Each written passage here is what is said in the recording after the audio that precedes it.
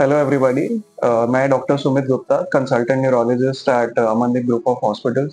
तो आज हम हेडेक के बारे में बात करेंगे। Headache as we know is a very common symptom presenting to general OPDs, neuro OPTs.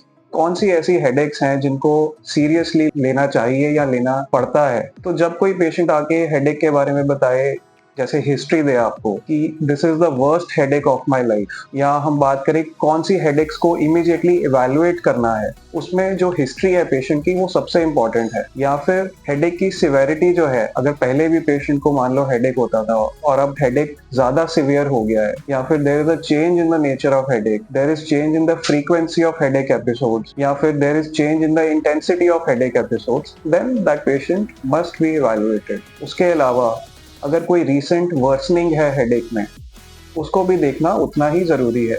या फिर कोई एल्डरली पेशेंट है या onset after the age of 50 है, तो उन पेशेंट्स को भी इवैल्यूएट करना उतना ही ज़रूरी है। उसके अलावा हेडेक के साथ अगर कोई अबनॉर्मल फाइंडिंग्स हो न्यूरोलॉजिकल एग्जामिनेशन पे, तो that patient also must be evaluated.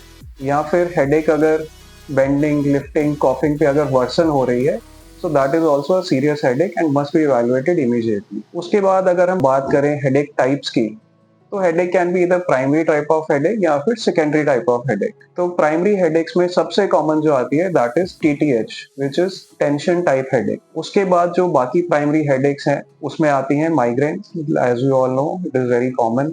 Thirdly idiopathic stabbing type of headache. उसके अलावा क्लस्टर हेडेक्स। उसके अलावा कुछ सेकेंडरी हेडेक्स होती हैं जिसमें कि हेडेक का कारण कोई अंडरलाइंग डिसऑर्डर होता है, कि headache itself is not the primary disorder, जिसमें कि कोई सिस्टमिक इन्फेक्शन हो अगर बॉडी में, उससे हो सकती है। कोई हेड इंजरी हो, ट्रॉमा हो, उससे हो सकती है। या फिर कोई ट्यूमर हो, उसकी वजह से हो सकती है। या फिर कोई ब्रेन के वैस्कुलर डिसऑर्डर्स हो जिसकी वजह से वो हेडेक हो सकती है।